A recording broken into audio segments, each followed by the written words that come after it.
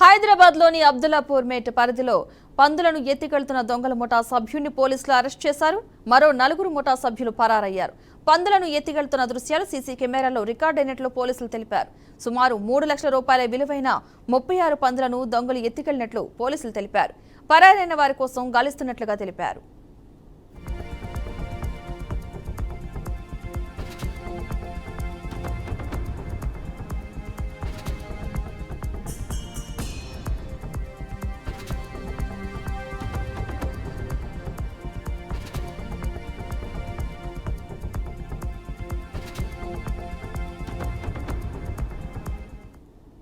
అమాయకమైన ఎరుకల కులస్తులు పెంచుకునే పందులని రాత్రి అనకుండా పగలు అనకుండా విపరీతంగా బెదిరించి కత్తులు చూపించి మేము లేని సమయాలలో చూసి మొత్తం పందులు ఎత్తుకుపోయి వాళ్ళు సొమ్ము చేసుకొని మమ్మల్ని ఆర్థికంగా చాలా లాస్ చేయడం జరుగుతూ ఉంది.